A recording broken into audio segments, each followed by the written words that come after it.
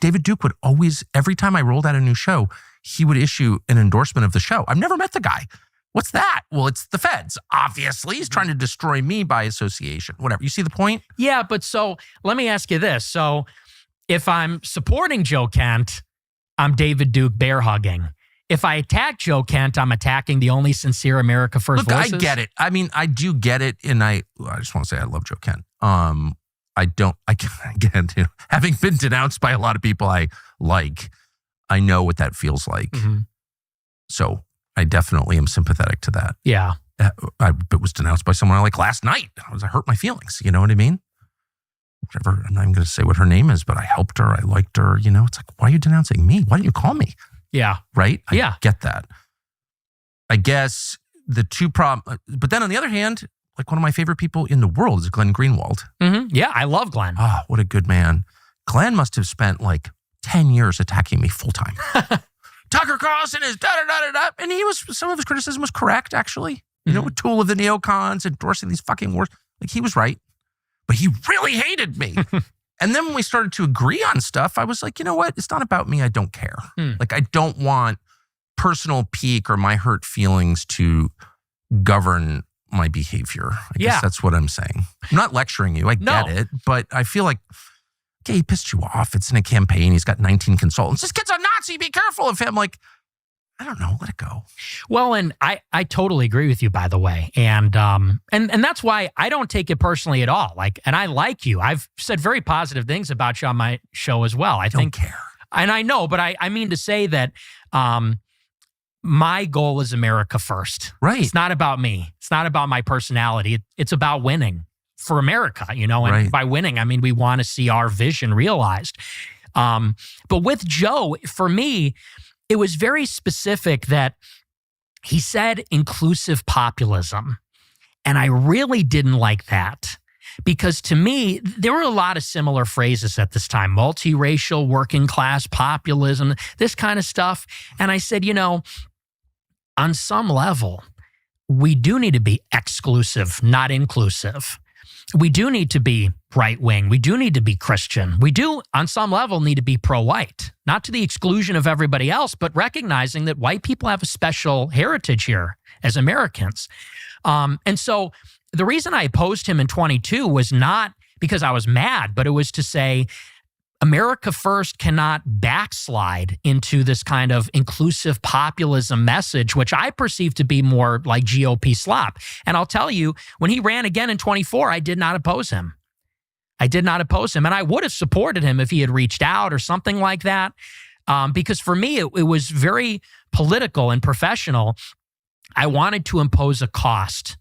If you disavow someone because they criticize Israel, if you disavow someone for talking about white people and Christianity, I said, we can't let that slide because, and you understand why he did it. Like on some level, I don't hold it against him in the sense that there's such a strong incentive.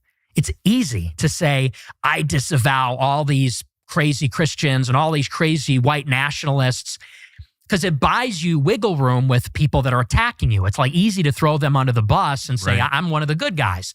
And so I said, it's too easy. We need to push in the other direction and say, you should feel less comfortable saying that people shouldn't talk about their race and religion. Maybe you'll think twice next time. And so I did it for a very specific reason. And I get that. What I do think is bad, just objectively bad and destructive, is the all Jews are guilty or all anybody is guilty of anything, because that's just like not true.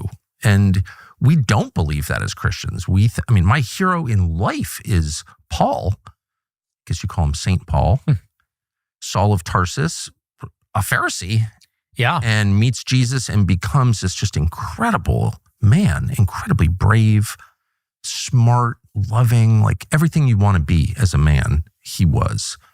Jew. Yeah. So like, and God did that to him. So it's like, you can't, I think that's and I don't think it's like mushy liberal bullshit, which I hate. And I hate all the language that you're describing. I get why it offends you because it's code for, I don't really believe what I'm saying. I have a PhD in the subject, so I know. But I also think there's like a true, not just principle, but like spiritual reality that we have to defend, which is God created every person as an individual, not as a group. No woman gave birth to a community. Like, we hate that kind of thinking, right? Collectivist thinking like that. That's identity politics. That's what Dave Rubin engages in. That's why Dave is like just a child. Like, you don't pay any attention to Dave because he's like shallow. But we're not going to be that, right? Or no? No, I completely agree with you. And, you know, like, and not to be that guy and say that thing, but like, my best friend is a Jewish person, no, you know? I know, but here's my substantive disagreement, because as a Catholic, I could not agree more with you. Yes. In what you're saying. I love all people, even the ones that don't like us. We have to love them all. And we have to recognize that we're required to. Yes. And especially Aquinas says the Jews are a witness people. And so they actually have special protections under the law, according to Catholic philosophy. But I guess my substantive disagreement, which I've said on the show also, is the idea that neoconservatism and Israel has nothing to do with Jewishness, Jewish identity, the Jewish religion, because clearly the state of Israel and the neocons are deeply motivated by that ethnic identity, and their allegiance to Israel proceeds from that. You know, the plan of Greater Israel, the blood and soil nationalism of Israel, it stems from this ethno-religion, which is Judaism. Well, this is, just BLM, the new version. This is identity politics. They're engaging in identity politics. I mean, that's just so obvious to me. But the problem in your response, I get what you're saying, but the problem in your response is it does not apply to every individual.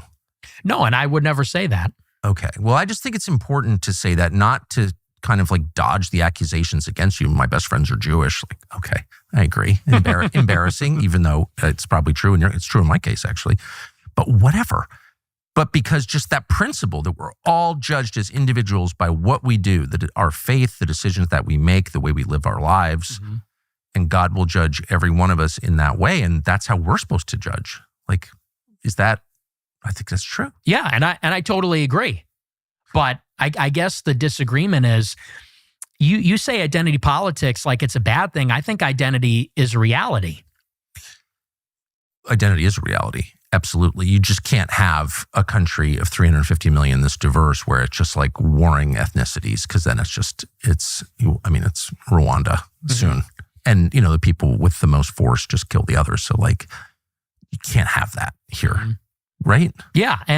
But I would say specifically as it pertains to, you, I think, have said it's the neocons.